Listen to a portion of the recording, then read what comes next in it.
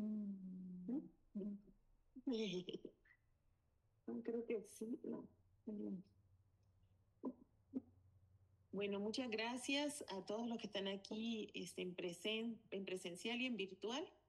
Es un honor y un gusto muy grande para mí regresar a esta universidad y poder estar aquí con ustedes compartiendo un poco de lo que hemos trabajado en estos años. Les agradezco con mi corazón, Magali, a la universidad, a la sociedad, a Pepita, a Vero, que están aquí, y a todos ustedes. Y sí, cada año, con mucho gusto hemos recibido estudiantes y espero que se sigan animando a trabajar en estas líneas y con mucho gusto los seguimos recibiendo. Vamos a platicarles un poco sobre esta primera plática que es sobre bioinsumos a base de microalgas y lo que es la agroecología como alternativas para la seguridad alimentaria. Si quieres, yo las voy pasando o ¿cómo las pasas? Ah, está muy bien. ¿Cómo surge este tema de la agroecología? Recientemente, después de la crisis que vivimos todos por la pandemia, ¿no? Que nos afectó a nivel mundial, bajaron mucho algunos productos de canasta básica, hubo gente que pues tuvo que estar en confinamiento, o casi todos tuvimos que estar en confinamiento, y hubo una alza, sobre todo en los precios de estos productos y escasez de algunos. Esta etapa tal vez nos enseñó a valorar un poco más el medio ambiente porque comenzamos a ver que de repente algunos ríos, algunos lagos estaban más limpios porque había menos contaminación, porque estábamos en casa encerrados y comenzamos a tratar de querer seguir cuidando el planeta, ¿no? Creo que esa era como la idea que nos quedó a todos o la enseñanza que nos quedó a todos. Y una de estas enseñanzas también es que comenzamos a querer consumir más sano, ¿no? A hacer menos daño al ambiente y a comer productos que pudiéramos tal vez estar nosotros mismos cultivando en casa, en huertos urbanos. La que sigue, por favor. Entonces, lo orgánico toma mayor interés por parte del consumidor y surgen estas ideas de que en pequeños espacios pudiéramos nosotros estar elaborando nuestros o cultivando productos de canasta básica. Durante la pandemia estuvimos unos compañeros y yo realizando también talleres en línea para motivar a las familias que en los pequeños espacios que tuvieran en casa pudieran ellos comenzar a tener algunos tipos de cultivos, por lo menos hierbas aromáticas, de las que se consumen del diario, no sé, cilantro, perejil, manzanilla. This meeting is Dependiendo del being espacio que recorded. tuvieran, enseñarles a ocupar ese espacio y optimizarlo para producir alimentos. Y que además fuera un proceso de vinculación de la familia al estar elaborando o estar realizando esta actividad. Un ratito, me olvidé de grabar, ¿ya? Me están pidiendo que grabemos las personas que están virtuales, solo aquí, por favor.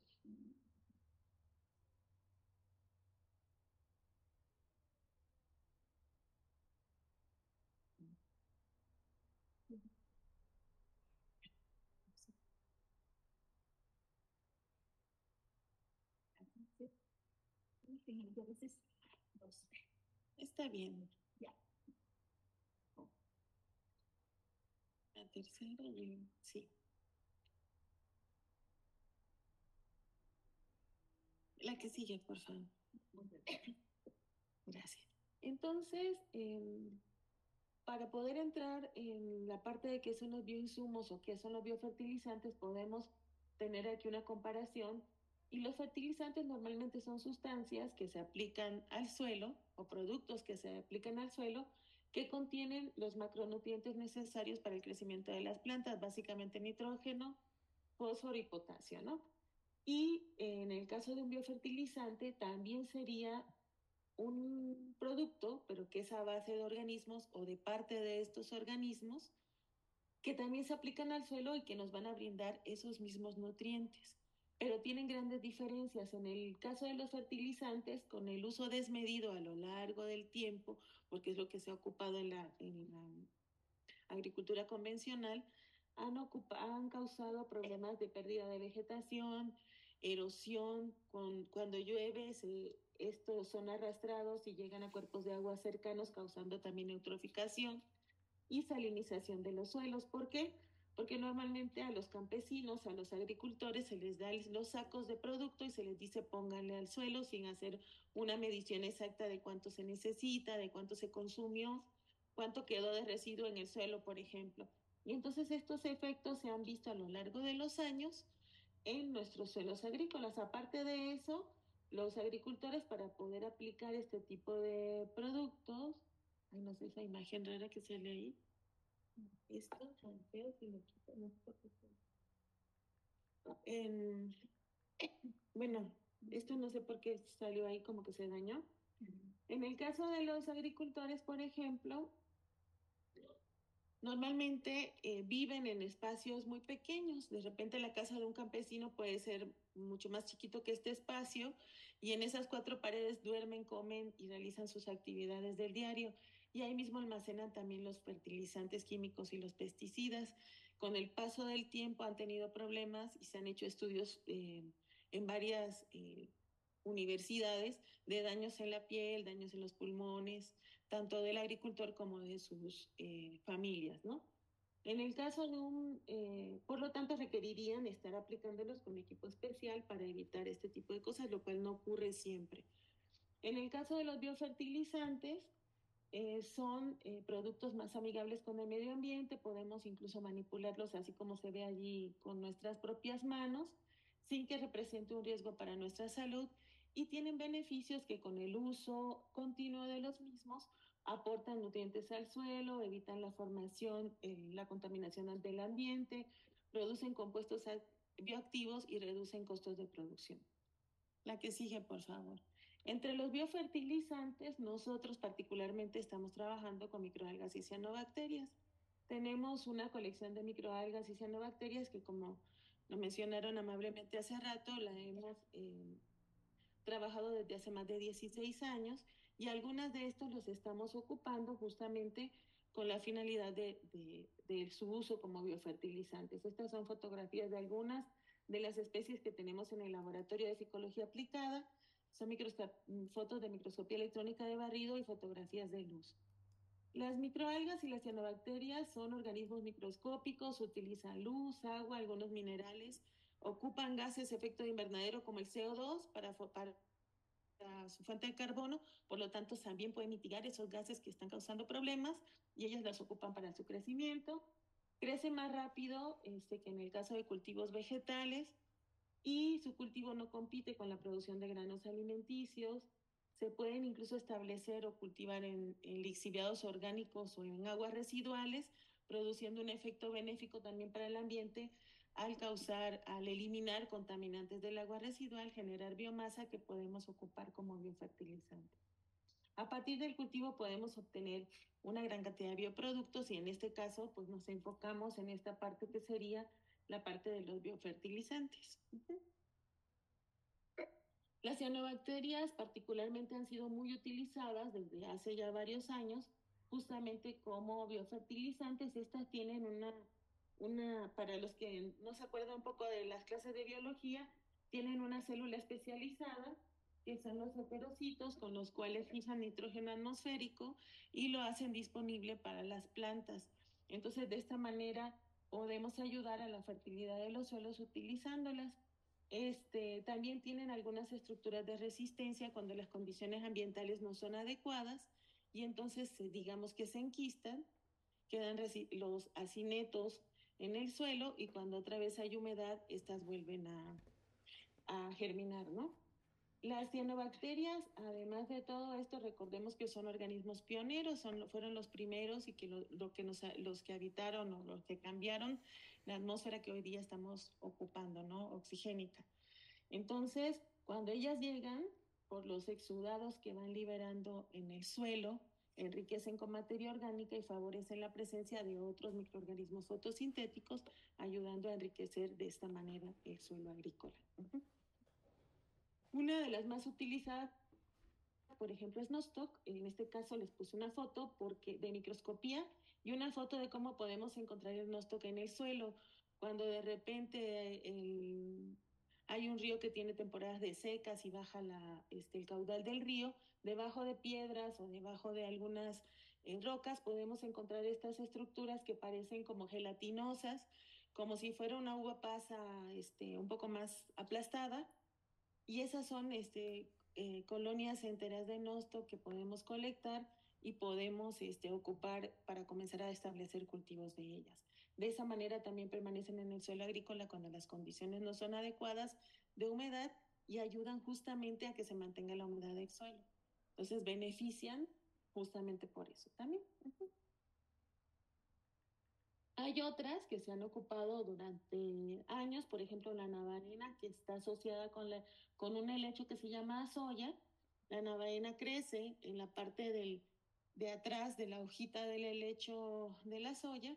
Y entonces los chinos, por ejemplo, durante muchos años, solamente en los cultivos de arroz lo que hacían era tener el helecho porque sabían que ayudaba al arroz, sin saber exactamente qué era lo que estaba ocupando, que la navarena estaba trabajando duro para fijación de nitrógeno y tenerlo disponible para los cultivos, ¿no?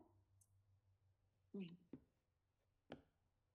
Pero si cultivamos las algas, estas cianobacterias en un medio de cultivo formulado o en un fertilizante, pues no tendría mucho caso tener un cultivo en un fertilizante y luego ocuparlo como biofertilizante, ¿verdad? Entonces no estaríamos ayudando mucho tal vez al medio ambiente. En este caso, estos organismos pueden crecer en aguas residuales o en lixiviados orgánicos. De esta manera podemos tener un ciclo totalmente virtuoso de producción o trabajar en lo que ahorita se habla como economía circular, ¿no? Que está muy de moda el término. En este caso, para ellas, la fuente preferible de nitrógeno puede ser como amonio y de fósforo como ortofosfatos. Sabemos que las aguas residuales pues tienen una alta carga, sobre todo de estos dos compuestos que son pues productos cotidianos que eliminamos en casa, ¿no?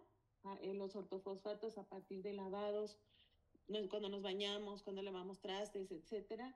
Y el nitrógeno, pues cuando vamos al baño y hacemos necesidades, entonces sale una gran cantidad de este tipo de contaminantes que para ellas puede ser una buena fuente de alimento. Hay trabajos que se han realizado estudiando justamente cómo algunas algas eliminan esos contaminantes del agua residual, logrando incluso hasta un 90%, por ejemplo, de remoción de amonio, dejando el agua prácticamente limpia para poder ser utilizada en otro proceso. Entonces se puede ocupar agua residual o un lixiviado orgánico para que cultivar estas algas y después ocuparlas como biofertilizantes. Entonces sería el ciclo completo. Además de estar limpiando un efluente, están captando gases de efecto de invernadero, estamos generando una biomasa que se puede ocupar como biofertilizante. Aquí en la foto hay un conejo y hay excremento de conejo que parecen pelotitas como de cereal. Y en este caso hemos trabajado también con excremento de conejo. Aquí podría ser de cuyo también, que hay mucho, ¿no? Entonces ocupar ese tipo de excretas, se hace un lixiviado de ellas y se ocupa para el crecimiento de las algas y le estamos dando un uso a este contaminante que algunas veces solamente se tira a la basura y en los tiraderos municipales se forman problemas de contaminación muy fuerte, de emisiones a la atmósfera, etc. Normalmente lo más conocido en biofertilizantes, por ejemplo, son los lixiviados de lombricomposta, que es lo que como que más se llega a conocer, que también sirven para cultivo de las algas. Podemos tener un sistema de lombricomposta, el lixiviado de lombricomposta también se puede ocupar como medio de cultivo para este tipo de organismos. ¿Okay? Gracias. Aquí tenemos algunos trabajos también donde se ha ocupado ya las cianobacterias directamente para cultivos agrícolas. Entonces, una vez que las hemos cultivado en un lixiviado orgánico, tenemos una biomasa que está lista para ser ocupada como biofertilizante y varios trabajos de los que aquí les puse solo algunos cuantos, con algunas cianobacterias que se han ocupado, como Navaenas, Mucocistis, Nostoc, por ejemplo, y se han ocupado en diferentes tipos de cultivos con resultados excelentes en cuanto a la producción y a la calidad de los cultivos. Entonces aquí podemos ver que hay muchos trabajos, algunos solamente se han quedado en etapa laboratorio y ya tendrían que pasar a la siguiente etapa que sería piloto y de ahí de la piloto poderlo ya lanzar a nivel ya de producción agrícola en grande, ¿no?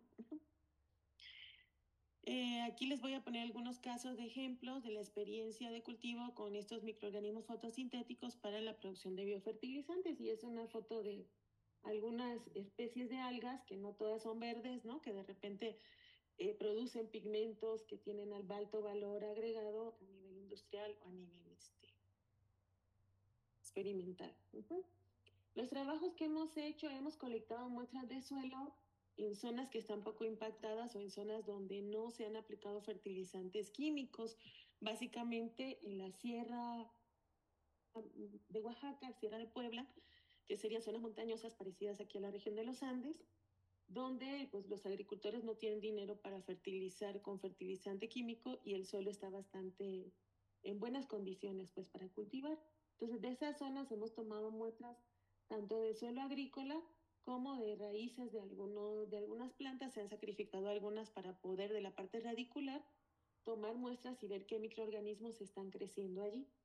Con la muestra de suelo agrícola establecemos estas columnas que vemos aquí en la pantalla, que son de tipo de la columna Winogradsky, que se ocupa mucho para estudios como de competencia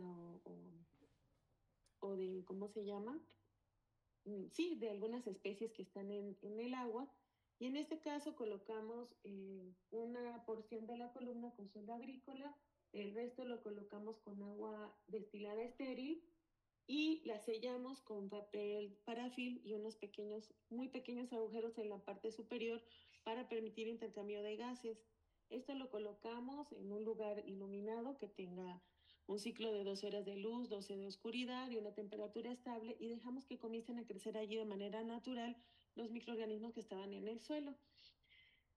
Esa es una técnica, la otra es un raspado del exudado de la parte radicular y se puede sembrar en medio sólido o se puede sembrar en medio líquido, normalmente es en medio VG11 que se ocupa para cianobacterias y esperamos con el paso del tiempo que comiencen a crecer los organismos y comenzamos a trabajarlos, a aislarlos de manera unialgal o clonal. Sí.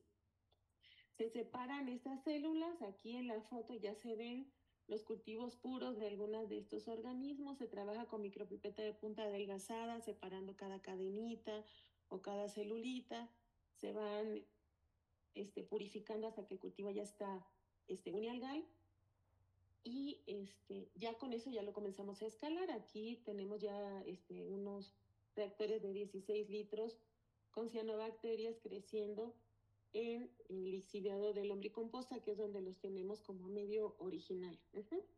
En campo se han hecho experimentos utilizando consorcios que se han creado a partir de estos cultivos unialgales.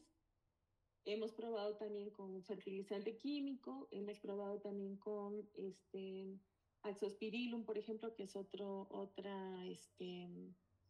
biofertilizante, y hemos hecho este tipo de experimentos. Aquí se pueden ver estas laminitas que están aquí, ¿no? Y esto que está aquí.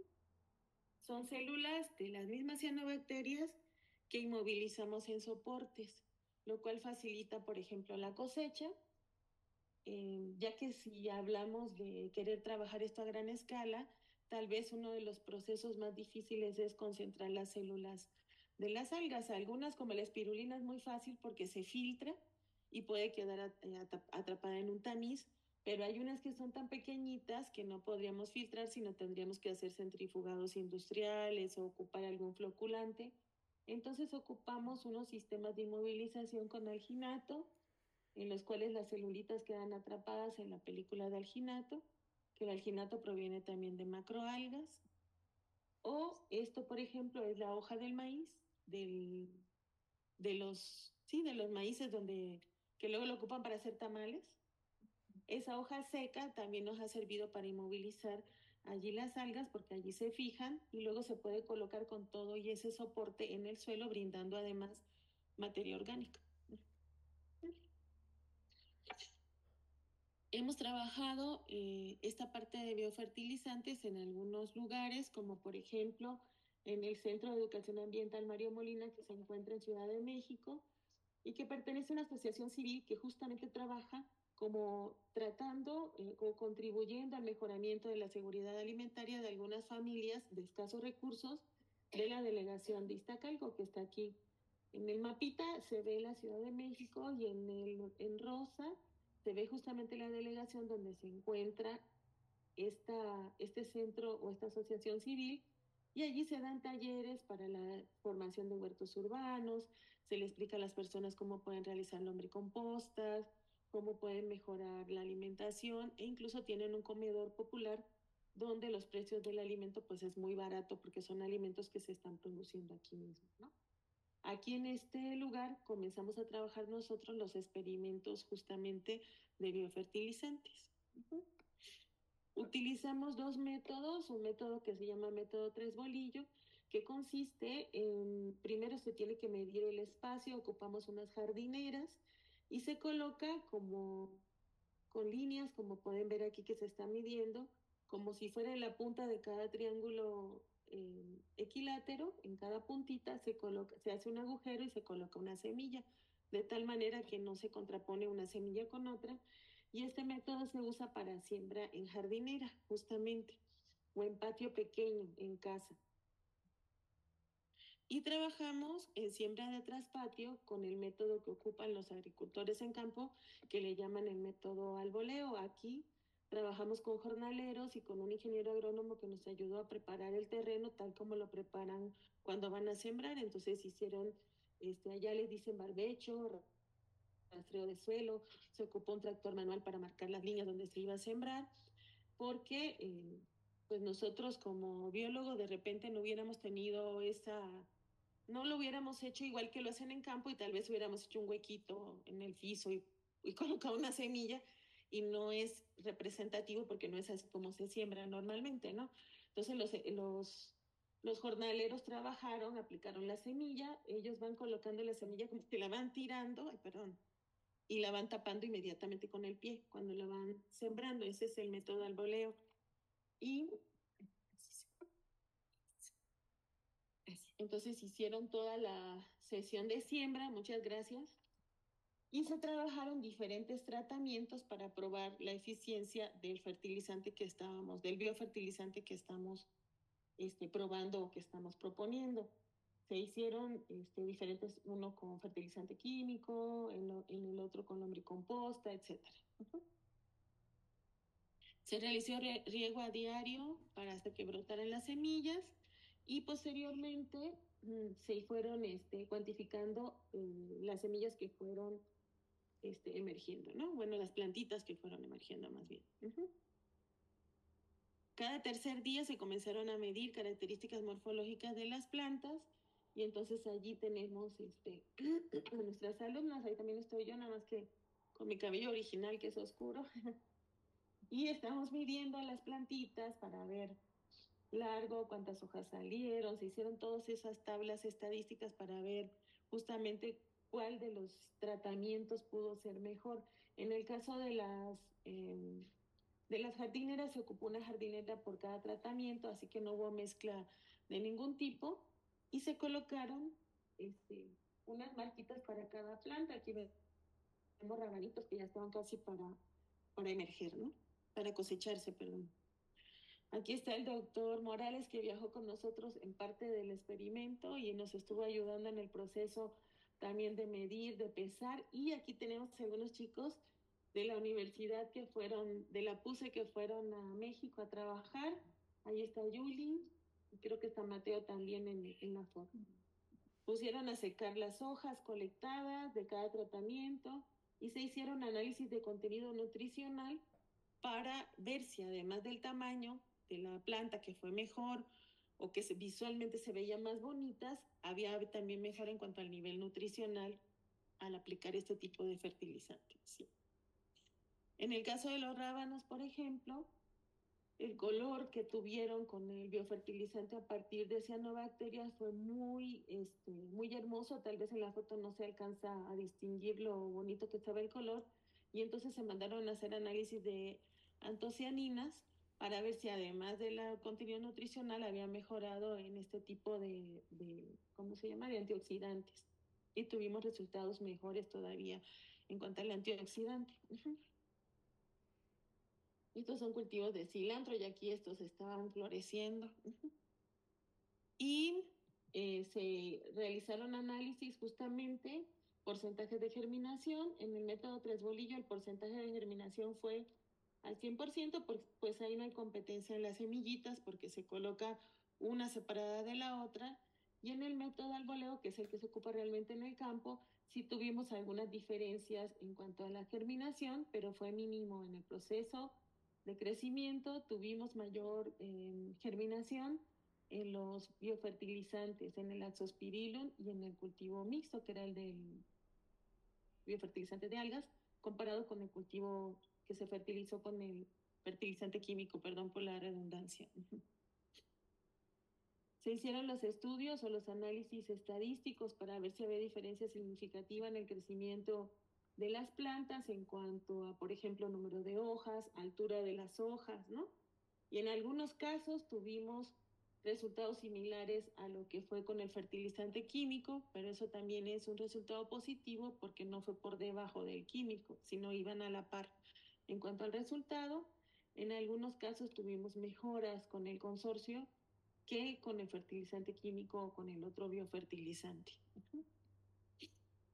Y aquí siguen algunos estudios: altura de tallo, ancho y largo de las hojas. ¿Quieres pasar? Peso de las hojas. También tuvimos resultados una diferencia muy grande, ¿no? En los cultivos. En el caso de las acelgas, en el caso de los rábanos, por ejemplo, también analizamos altura de la planta, número de hojas. Se analizó también el contenido nutricional de las hojas del rábano, porque normalmente solamente se come el rábano y la hoja se desecha. Sin embargo, en algunos restaurantes gourmet en Europa se ocupan para ensaladas. Se tiene que cortar y consumirse casi inmediatamente porque se marchita, pero es muy nutritivo y también estuvimos comparando la calidad de esas hojas en la cosecha. Altura del tubérculo, diámetro del tubérculo. Y eso en el caso de algunos productos chicos de canasta básica que fueron rábanos, cilantros, acelgas. Y tuvimos un trabajo muy interesante también con cultivo de maíz, que bueno, para todos nosotros es básico, ¿no? No solo en México, que se come la tortilla del diario. En las familias mexicanas, cuando son muy pobres, algunas veces solo consumen esa tortilla con salsa, ¿no? Con chile, y esa es su alimentación básica. Entonces el maíz es muy importante para la dieta. Aquí nosotros en estos países comemos, por ejemplo, en Colombia muchas arepas, ¿no? Y aquí en Ecuador ese plato rico que comí ayer que se llama mote con ese mote, que está bien rico también. Entonces el maíz es básico para la alimentación de nosotros. Y hicimos pruebas también de cultivo de maíz. Hay una variedad de maíz, bueno, hay muchas variedades de maíz, pero hay uno que es muy bonito, que es el azul. Y allá hacen la tortilla azul y le dan como un valor agregado porque también tiene antioxidantes, justamente esa antocianina, ese pigmento que tiene el maíz. Entonces trabajamos con cultivo de maíz azul en Ciudad de México, ¿sí? Y este es el terreno que se ocupó ya están las plantas aquí crecidas, ¿no? Que se ve muy bonito la siembra de maíz. Y tuvimos resultados interesantes, por ejemplo, en cuanto a altura del tallo, creció muchísimo más alto de lo esperado con el cultivo de cianobacterias. Entonces tuvimos unas plantas enormes de maíz. En cuanto a la producción de maíz, digamos que fue parejo en el producto, pero el tamaño de las plantas fue muy grande. Y también se hizo análisis de la calidad de la planta, porque son plantas que se pueden después ocupar para alimento de ganado. Entonces, para darle todo, acuérdense que hoy día todo lo tenemos que ver como círculos virtuosos de producción desde el punto de vista de economía circular, porque no hay desperdicio de nada. Todo se tiene que utilizar.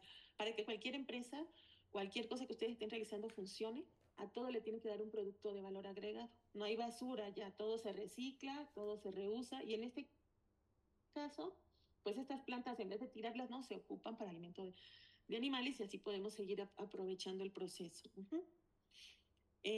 Aquí este es la tabla de la comparación de la altura máxima de los tallos entre los tratamientos, por ejemplo, y aquí vemos el resultado que vimos ahorita nada más.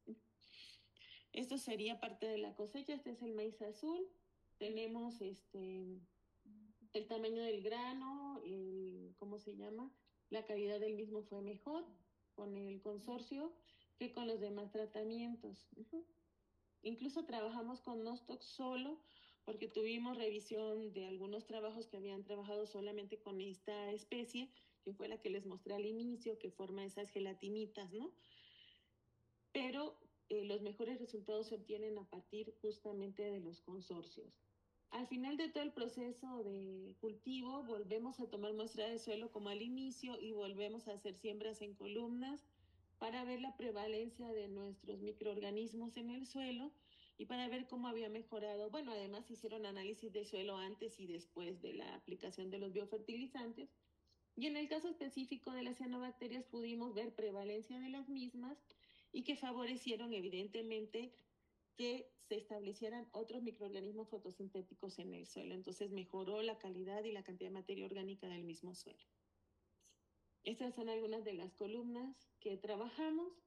En el caso del fertilizante químico, después de 6 meses de montadas las columnas, no tuvimos crecimiento de microalgas ni de cianobacterias. Entonces es muy agresivo y elimina lo que necesitamos justamente que tener en nuestros suelos, ¿no? Esta es una tablita de algunas cepas que entonces se comenzaron a aislar a partir de la segunda muestreo o del segundo montaje de las columnas. Es muy padre montar estas columnas y ustedes los pueden hacer aquí y les duran años la columna. Es económico, no ocupa mucho espacio y pueden, cuando tienen sus ratos libres, que son pocos a veces, sentarse a revisar la columna y revisar a ver las especies, aislar otra vez de manera clonal de ahí porque se mantienen estables dentro de la misma columna. Las que mueren liberan otra vez materia orgánica, el suelo sigue siendo fuente de nutrientes y solamente tienen que reponer el agua que se va perdiendo por evaporación. Tengo columnas de hace como más de 10 años y están hermosas las algas adentro. Y no les pongo medio de cultivo. Ok. Como parte también de estos trabajos que hemos realizado, puse son algunos ejemplos. Este es en una escuela primaria que se llama Roberto Koch, se encuentra ubicada en la delegación Iztapalapa. Esta también es una de las delegaciones, bueno, es muy grande la delegación Iztapalapa y tiene algunas zonas marginales dentro de la delegación. Por eso la universidad donde yo trabajo se ubicó justamente en esa zona de Iztapalapa para mejorar tal vez el entorno y motivar a las personas que comenzaran a estudiar en vez de hacer, por ejemplo, de estar en delincuencia. Y mejoró mucho la zona, aunque ahorita en la universidad hay personas que llegan de todas partes de la República, de otros países como de Ecuador y de otras partes de la misma Ciudad de México. Pero ese fue el objetivo de colocar la UAM dentro de la zona de Iztapalapa. Actualmente hay zonas que todavía tienen alto nivel, sobre todo de pobreza, y en estas zonas, por ejemplo, vale la pena hacer estos apoyos, sobre todo para huertos urbanos. Es una actividad muy bonita que se puede realizar. En este caso la hicimos con profesores de primaria y con los mismos papás de los niños que ayudaron a preparar el suelo, preparar el terreno y comenzamos a sembrar para ayudarlos a establecer su huerto urbano también. Estas son fotos de los niños cuando ya están cosechando sus productos, cuando ya se los consumieron porque les hicieron una comidita con lo que ellos mismos estaban colectando del huerto, y son productos totalmente orgánicos, libres de pesticidas, etcétera, porque entre otras ventajas que tiene el uso de las cianobacterias es que eliminan algo o evitan el crecimiento de algunas plagas. O sea, estos organismos al crecer compiten con las bacterias de manera natural y generan metabolitos secundarios que inhiben el crecimiento de estos patógenos, entonces nos favorecen mucho en la parte de los cultivos. Aquí hicimos lo mismo que siempre, bueno, siempre se hace lo mismo de rigor, medir el crecimiento, hacer los análisis de las plantas y hacer los estudios de laboratorio, aparte del trabajo social de estar integrando a la comunidad en las labores. Los estudios, bueno, los análisis que se hicieron en cuanto a proteínas, Se hicieron análisis con el fertilizante químico comparado con el biofertilizante, tanto de proteínas, de lípidos, de carbohidratos presentes en acelgas, en rábanos, espinacas y en todo lo demás que se pudo cultivar, teniendo resultados muy interesantes en estos casos, ¿no? Se han dado talleres de cultivo y del empleo de los biofertilizantes a base de algas y de cianobacterias en clases en línea. Aquí tenemos niños con capacidades diferentes que también han participado en estos talleres. Y lo que se quiere es que se comience a dar el cambio, ahora sí que desde casa, hacia el consumo más amigable con el ambiente, más orgánico, más sano, y tener tareas o labores de compartir dentro del hogar para generar ese tipo de productos. Actualmente estamos trabajando también en comunidades de la Mixteca del estado de Oaxaca. Este es un mapita de México hacia la zona de Oaxaca. Es una de las zonas que presenta mayor índices de pobreza y marginación.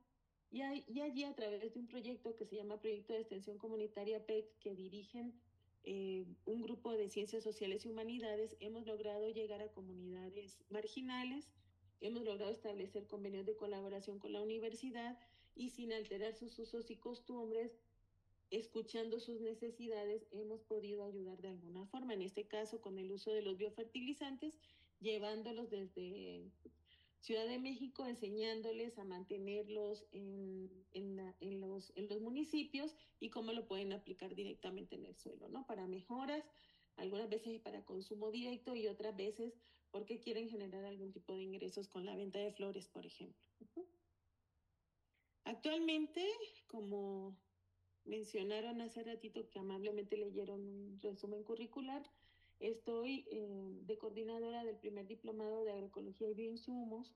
Este diplomado apenas está por salir, va a ser, se enfocó este diplomado básicamente por la escasez de los fertilizantes químicos. Tenemos un problema muy fuerte y yo no sé si aquí también en Quito se presente, pero a partir de la guerra es zona donde se generaba la mayor cantidad de fertilizante químico que vendían aquí a Latinoamérica. Entonces en México ha disminuido el abasto de este fertilizante y el poco fertilizante que queda está muy costoso, muy difícil de acceso para el campo. Entonces el gobierno lanzó un plan como de emergencia y nos pidieron el favor a la Secretaría de Agricultura y a nosotros en la UAM que comenzáramos a orientar los cultivos hacia esta nueva metodología que sería en agroecología y en bioinsumos, ¿no?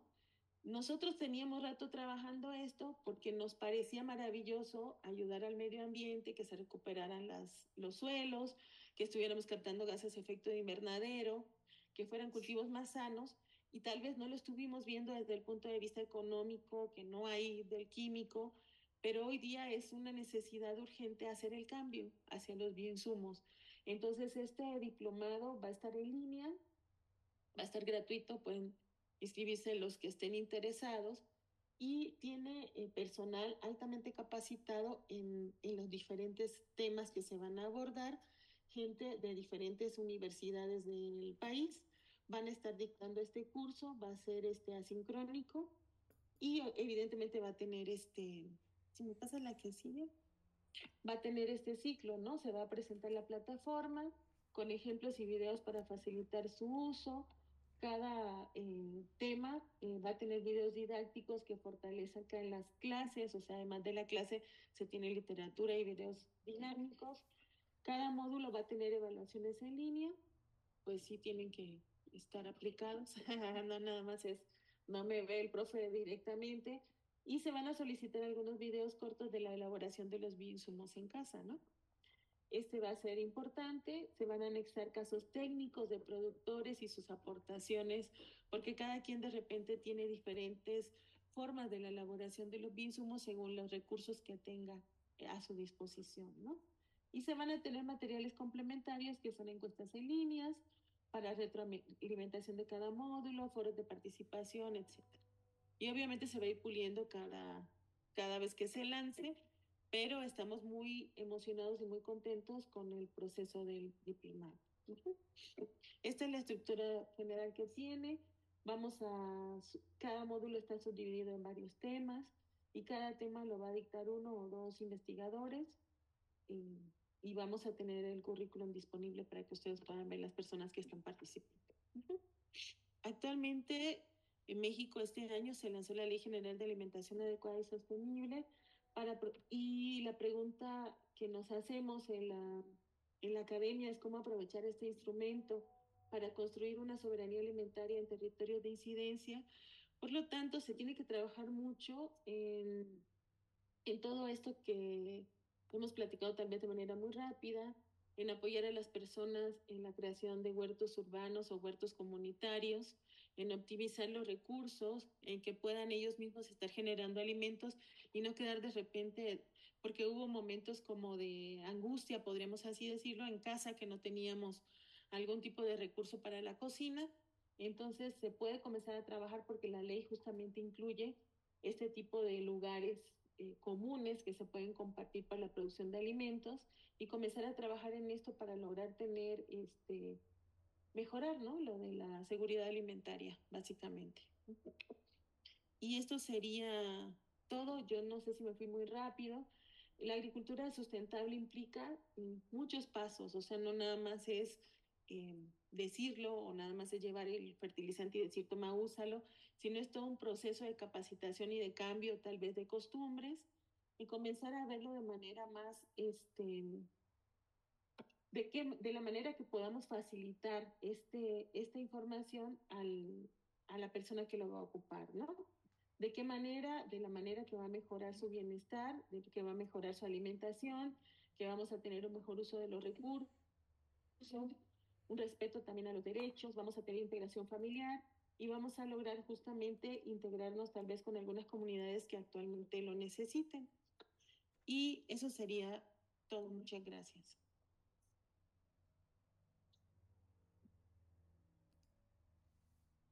No sé si alguien tiene alguna pregunta. Sí. ¿Podemos hacer preguntas de en línea? Claro, claro Sí, que sí, puedo por hacer favor. unas 2, 3 consultas que me quedaron de la charla, por favor. Claro, adelante. Ya, mucho gusto. Mi nombre es María Esther. Yo tengo algunas dudas. Estaban hablando al inicio sobre el tema de la fijación de nitrógeno que tienen algunas algas. Entonces, yo quería saber, ¿en ¿es para todos los cultivos? O sea, si es que está en el suelo, fija directamente en el suelo el nitrógeno, o tal vez es que está fijando en la masa celular y al utilizar la masa celular como fertilizante, ahí aporta el nitrógeno, o está en la rizósfera haciendo la fijación del nitrógeno. Y quisiera saber hasta qué horizonte del suelo se suelen encontrar las algas, porque no todos los microorganismos están en todos los horizontes del suelo. Aparte de eso, si es que no hay luz en la zona de la rizósfera para que estos microorganismos fotosintéticos puedan actuar, ¿aún siguen teniendo esta acción de fijación de nitrógeno o realmente el aporte es por el otro lado? Porque en la agricultura, al menos aquí en Ecuador, hay muchos agricultores que utilizan las diatomeas, pero no utilizan las diatomeas en su forma viva, sino obviamente utilizan ya como su masa celular. Entonces, tengo esa duda. No sé si puedo hacer otra más ahorita también aparte, es sobre el tema de la salinidad. Aquí en el Ecuador tenemos muchos suelos que tienen Espérame, problemas de salinidad. una por una para poderte contestar, Está. ¿vale? ¿Te parece? Porque si no ya se me va a olvidar la primera pregunta y la segunda. La primera pregunta, actúan de las tres formas, como justamente tú lo acabas de decir. En algunos casos, porque se libera el nitrógeno en el suelo, en otros casos está asociada a la parte de la rizósfera, ¿no? Lo que mencionaste, justamente de las tres formas. Entonces habría que ver, dependiendo del cultivo que se tiene, cómo puede estar trabajando la cianobacteria en el suelo. ¿Hasta qué También es decir horizonte, el cultivo. hasta qué horizonte del suelo tú puedes encontrar cianobacterias y que estén funcionando? 20 centímetros.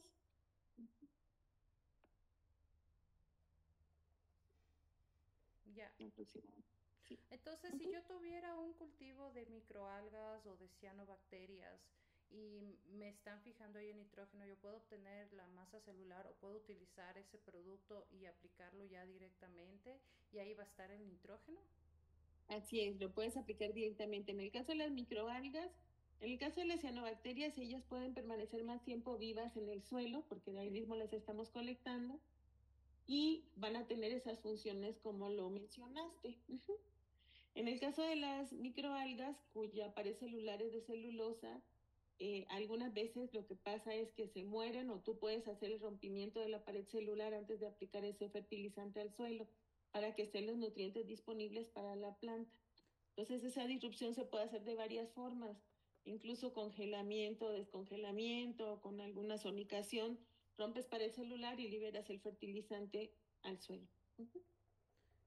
Ya, el tema de la salinidad, te estaba comentando que aquí hay algunas zonas que tienen muchos problemas de salinidad. El uso de microalgas y cianobacterias podría afectar a aumentar más estos grados de salinidad en suelos. Por ejemplo, en la península de Santa Elena hay un problema terrible con este asunto. Entonces, siempre he estado en esa duda con el tema de la salinidad. No sé si tengas un poquito más de datos o de información acerca de eso. Se podría ocupar en un proceso de bioremediación de suelo primero, ¿no? Antes de que lo vuelvan a ocupar para cultivo. O sea, puedo aplicar los algas y no me va a aumentar la salinidad. Las algas no son de agua dulce las que estamos Ya, estas ocupando y son, ellas ya. van a ayudar a eliminar algunos de esos nutrientes que están allí. Lo mismo que lo hacen cuando están creciendo en un agua residual, ¿no? Ya, si yo Vamos a eliminar algunos a ver si se puede lograr una bioremediación de ese suelo. ya, si yo Se tendría, tuviera un perdón, bioinsumo preparado, ¿puedo meter en este bioinsumo algas, bacterias y hongos? No podría, ¿verdad? evidentemente primero para hacer un trabajo ya en campo, primero tienes que hacer tú pruebas de laboratorio. Recuerda que siempre la primera fase es a escala laboratorio. Cuando te da resultados positivos de laboratorio ya puedes pasar a la siguiente fase que ya sería escala piloto o microcosmos, que podrías destinar una parte de ese suelo para trabajarlo. Y si tienes resultados positivos, entonces ya podrías extenderte a todo el terreno. O sea, no tienes experiencias mezclando en un mismo frasco hongos con microalgas, porque por ejemplo, hongos y bacterias yo no puedo mezclar en un solo producto, en un bioinsumo. Yo tengo que mandar bacterias por separado, hongos por separado, lo mismo sería con las algas, me imagino, ¿verdad? Eso O, no lo hemos hecho, pero sí hay reportes de literatura donde lo han trabajado. Nosotros no lo hemos hecho todavía. y la estabilidad del producto, si yo le tengo a la alga o a la cianobacteria metida en una botella a temperatura ambiente, ¿puede estar años así o hay un... Años no, pues como todos son productos vivos, son organismos vivos.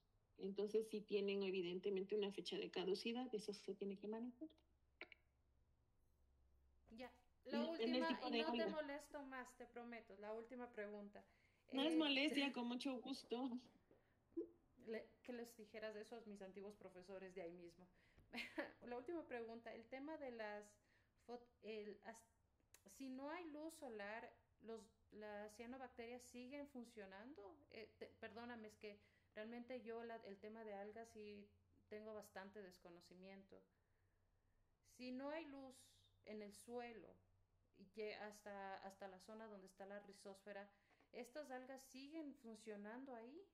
Sí, Esa es siguen funcionando. no importa que no haya luz. Recuerda que son, ahora sí otra vez, organismos vivos y ellos tienen movilidad. Lo que me comentabas hace rato de las diatomeas, lo que están haciendo es con la tierra de diatomeas, ¿no? Tierra fósil de diatomea. Y eso Sí. es otra cosa totalmente diferente porque eso lo ocupan incluso como biopesticida. Ujú. Básicamente son las frústulas vacías que lo ocupan para evitar que crezcan algunos organismos en el suelo, pero no es lo mismo. Ya, entonces no pasa nada con el tema de la luz. Te agradezco muchísimo la información. Gracias a ti. Muchas gracias por la pregunta. ¿Alguien más tiene alguna inquietud? Sí, a ver. Yo tengo una pregunta sobre el medio de cultivo para hacerlo crecer en cajas Petri. Y se refirió al BG11. ¿Qué tiene? ¿Qué características tiene? ¿Cómo debería ser la incubación, aeróbica? ¿A qué temperatura para el crecimiento? de las algas. El medio BG11, ahorita no tengo la fórmula exacta para ponerla, pero está formulado específicamente para el crecimiento de cianobacterias. A diferencia de otros como el F2, que está formulado para algas eucariontes, este sirve para procariontes. El medio lo puedes preparar líquido o sólido, solamente va a variar es el agar que le vas a colocar, ¿no? Le vas a preparar de la misma forma como viene la formulación del BG11 y solo vas a preparar el agar como viene la especificación del fabricante en tu agar que quieras ocupar. Y en vez de agua vas a ocupar 1 litro de BG11. Preparas el medio sólido y ya lo puedes trabajar así. La temperatura y depende de, normalmente se mantienen en cultivo en unas condiciones más bajas de temperatura que las que se encuentran en la vida libre, porque así se atenúa un poco el crecimiento y las puedes mantener por mucho más tiempo. Entonces normalmente son temperaturas un poquito más bajas que las de la vida libre, ¿no? Y poco a poco las vas aclimatando a que se acostumbren a esa temperatura para que te facilite también el proceso de mantenimiento de las cepas, ¿no? Ya cuando la vas a sacar a producción masiva porque quieres ocupar en un terreno, ya puedes cambiar temperaturas a temperatura ambiente, por ejemplo, y ver cómo se te van aclimatando. Y va a depender del lugar donde las tengamos. ¿De qué? Ver. En el caso de los consorcios que hablabas, ¿qué algas o cianobacterias estabas utilizando? Estamos usando Limbia, bueno, en uno de los consorcios Limbia, Nostoc, y también hemos metido clorofitas, como Cenedesmus, por ejemplo, o clorela, pero como les comentaba hace rato, esas tienen que pasar por un proceso de rompimiento de la pared celular para que se liberen el nutriente. De las cianobacterias en consorcio, Nostoc, Anabaena, Limbia, nos ha funcionado muy bien esas tres. Y consorcio, ¿tú lo cultivas como consorcio o cultivas cada uno por separado y lo aplicas conjunto? Cultivo cada una por separado y luego hago las concentraciones individuales de cada una. Cuando hemos tenido un consorcio, digamos, una muestra de campo que viene mixta, como por ejemplo la misma columna que comienzan a crecer varias cianobacterias allí mismo, lo que puede pasar con el paso del tiempo es que desplace alguna de ellas a las demás y nos quedamos solo con una y tal vez esa no es la que más nos interesa porque no tiene mucho interés en este caso de biofertilizantes. Entonces las aislamos de manera clonal y se realizan los cultivos independientes y cuando ya se va a aplicar en el suelo es que se hace la mezcla. De esa forma podemos tener la certeza de cuántas células estamos inoculando de cada especie de algas, ¿no? ¿En qué porcentaje se va cada especie? La otra pregunta es, en tus trabajos con comunidades, ¿ustedes les enseñan a qué son las algas, las cianobacterias, su papel, su uso, pero también les enseñan a cultivar las algas? ¿O ustedes tienen la posibilidad de vender o de proporcionar el biofertilizante para esas comunidades? ¿Cómo es? Sí, gracias, Vero, a través del proyecto de extensión comunitaria, lo que hacemos es donar, ¿no? Digamos, transferir la tecnología, que es lo que se llama. Entonces se dona el inóculo y se tiene que preparar en esa zona un lugar donde se pueda mantener las cepas, porque no podemos poner a un agricultor a aislar, por ejemplo, ¿no? Ya se le lleva el líquido, digamos así, y se les enseña a mantenerlas y se les explica cómo se va a hacer para la aplicación en suelo. También con ellos estamos trabajando otro tipo de bioinsumos que pues ahorita no se mencionaron, pero hay muchos productos que tenemos en casa o que tienen a la mano que sirven de biopesticidas y de biofertilizantes, ¿no? Hacer biopesticidas con ajo, con algunas plantas específicas de ruda, una que se llama ajillo, que también es muy buena, con la flor de cempasúchil, que es la flor que en México se ocupa para el Día de Muertos. Esa es muy buena como biopesticida, entonces en vez de tirarla después de que se ocupan los altares y que se hacen todas las ceremonias, se pueden ocupar para elaborar un biopesticida y de esa manera podemos estar trabajando también más ecológicamente en los huertos y en los terrenos grandes, ¿no? Muchas gracias, Vero. Yo quería felicitarte muy sinceramente por todo tu trabajo. Se nota tu profesionalismo y esa filosofía de que lo que sabemos hay que aplicarlo y más a personas que lo necesitan. Un tema muy enriquecedor. Y tomando las inquietudes de Vero, lo que te quería preguntar es si dijiste que trabajabas con municipios. Um, eh, ¿Cómo logras empatizar con ellos para propagar esta buena noticia? Bueno, primero que todo, muchas gracias. Qué lindas palabras, te lo agradezco mucho. Primero que todo empezamos a trabajar en laboratorio, ¿no? Pero queríamos transferir esa tecnología a quien lo pudiera estar ocupando directamente, no que se quede en un paper que pues es muy padre publicar, pero pues ahí se queda, ¿no? Y se almacena y se llena de polvo y se acabó. Y a través de un proyecto que se llama de extensión comunitaria que dirigen las personas de sociales, nos vinculamos con ellos para poder ir a comunidades. Lo que se hace con la comunidad primero es hacer como asambleas comunitarias y ver qué necesidades tienen. Entonces, el día de las asambleas se hacen como encuestas, siguiendo los objetivos de la Organización Mundial de la Salud, ¿no? De desarrollo sustentable. Se van en base a los objetivos de desarrollo sustentable viendo cuáles están cumpliendo, cuáles les hace falta, y allí surgen en las entrevistas con la comunidad y en esas asambleas comunitarias lo que ellos quieran o la problemática más fuerte que tienen, ¿no? Si para los cultivos, si porque no tienen fuente de proteína, que ahorita es la plática que sigue, y entonces uno propone, ya después dice, bueno, nosotros como universidad podríamos traer esto. ¿Cómo lo ven? Entonces, si la comunidad acepta, entonces ya comenzamos a trabajar con ellos. Se forman grupos dentro de la comunidad, la mayoría de las personas son señoras, perdón por los chicos, pero los hombres pocos se entusiasman en vincularse en estos proyectos.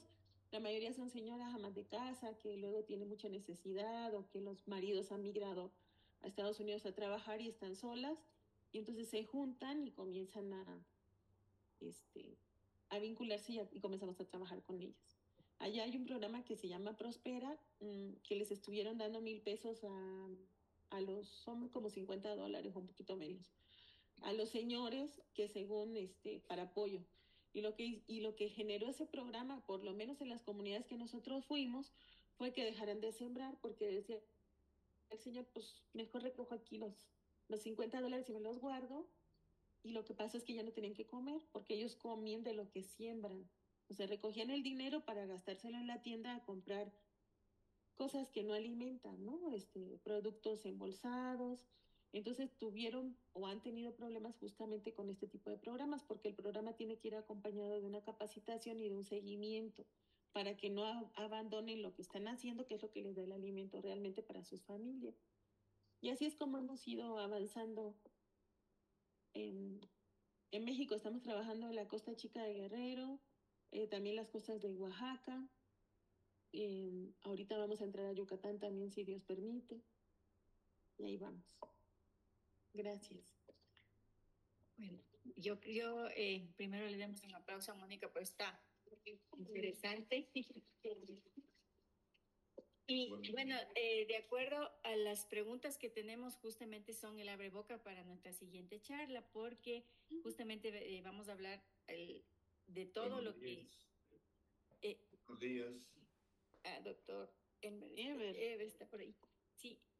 Muy buenos días, doctora Sí, Mónica. Usted realmente la sigo felicitando por el éxito que siga desarrollando en México, la parte de vinculación muy esencial para todos nosotros. Esta es tu casa también, Ecuador, y de verdad que siempre le seguiría agradeciendo a la doctora Josefina Egas, a Verónica Luna y a todo el personal de la carrera. De verdad que nos sentimos muy orgullosos. Una de las preguntas que te haría es que, relacionándolo siempre con vinculación, a ver si sería ideal o ya has tomado algunas experiencias relacionadas con tratar de hacer un banco, ¿no? de costras de consorcios. Nosotros hemos realizado acá. Y lo bueno que tiene, la ventaja que tiene son las costras, es que son unidades que solamente al hidratarlas y colocarlas en suelo, ¿verdad? Se mantienen, reviven y nos dan excelente resultado en cuanto al mejoramiento de la calidad nutricional del suelo respectivo, dependiendo obviamente de los cultivos que nosotros querramos utilizar. Aquí hemos tenido experiencia también con suelos quemados y ese es un trabajo muy interesante de una tesis de la ESPE en donde se colocaron diferentes consorcios y de los cuales elegimos los que tenían las cianobacterias diazotróficas, como en el caso de Anabaena, de tal forma que el mantenimiento en costras nos permite a nosotros ahorrar costos, ¿verdad? En cuanto incluso a irradiación, digo, desde el punto de vista de electricidad y de medio de cultivo. Solamente la tenemos empacadas y en el momento de nosotros de utilizarla es como que si fuese digamos, colonias de Nostoc, que también las podemos tener empacadas y deshidratadas y volverlas a revivir. De esa forma, tú cada vez que vas a un estado o a poblaciones de los estados, ojalá que a través de algunos colegios o algunas universidades, ¿no?, permitan un sitio en donde tú tengas allí ese separio. Obviamente que tú tendrás un separio central en la universidad, pero así se congrega más una vinculación con la población y con institutos de educación. ¿Ve? Ese sería interesantísimo. Y mis felicitaciones. Gracias, Ever. ¿Sabes qué? Eres mi padre académico, te quiero mucho. Y gracias por esa idea. Nosotros no hemos trabajado con costras. Es una alternativa, creo que podría ser más fácil también, ¿no? De mantenerla y es buena idea, la vamos a desarrollar. Ahí nos tienes que asesorar también con eso. Está muy bien, gracias. Listo, entonces les pido de favor tome aire, un descansito de unos 10 minutos máximo para que podamos continuar con la siguiente charla, por favor. Sí, un ratito, unos hasta cambiar la presentación y eso. Ajá, igual para ustedes, por favor, bueno, en las el personas Inter que están virtuales, les pido de favor un minutito hasta cambiar la presentación. Les pido que nos sigan acompañando.